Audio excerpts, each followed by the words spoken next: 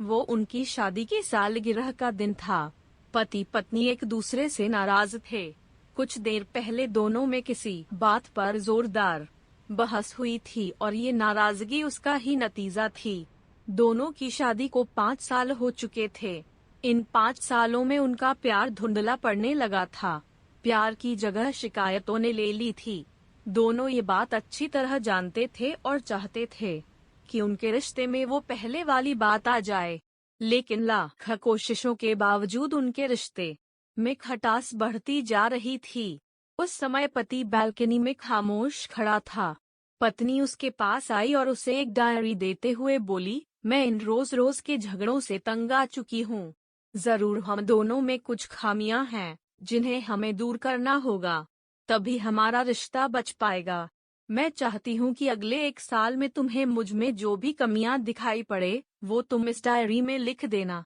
मैंने अपने लिए भी एक ऐसी ही डायरी ले ली है जिसमें मैं तुम्हारी कमियां लिखा करूंगी।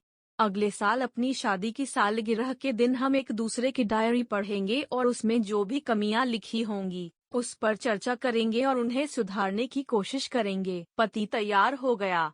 वक्त गुजरता गया और 1 साल बीत गया। शादी की सालगिरह आ गई। दोनों एक दूसरे के सामने बैठे हुए थे। पहले पत्नी ने अपनी डायरी पति की तरफ बढ़ाई। पति डायरी के पन्ने पलटने लगा। पहला पन्ना, तुमने पिछले साल मेरे बर्थडे पर मुझे कोई तोहफा नहीं दिया। मुझे बहुत बुरा लगा। तुम्हें तोहफा देना चाहिए था। दूसरा पन्ना, जब मेरे मम्मी डैडी हमारे घर आए थे तब हमने मूवी देखने का प्लान बनाया था, लेकिन तुम उस दिन ऑफिस से देर से लौटे। मम्मी डैडी के सामने मुझे नीचा देखना पड़ा। तुम्हें वादा निभाना सीखना होगा। तीसरा पन्ना, मैंने तुम्हारे लिए इतनी मेहनत से स्वेटर बुना था, लेकिन तुमने तारीफ के 2 शब्द भी नहीं कहे। क्या मैं इस काबिल भी नहीं? इसी तरह डायरी के सारे पन्ने भरे हुए थे। पति ने जब डायरी पढ़ ली तब पत्नी बोली, मुझे लगता है कि अब से तुम ये गलतियां नहीं करोगे। पति ने हाँ में सिर हिलाया। फिर पत्नी ने पति की डायरी ली और पन्ने पलटने लगी। पहला पन्ना खाली था। दूसरा पन्ना भी खाली था। तीसरा पन्ना भी खाली था। पत्नी ने देखा कि डायरी के सारे पन्ने खाली हैं। वह नाराज होते हुए बोली, तुम मेरी एक बात भी नहीं मान सकते।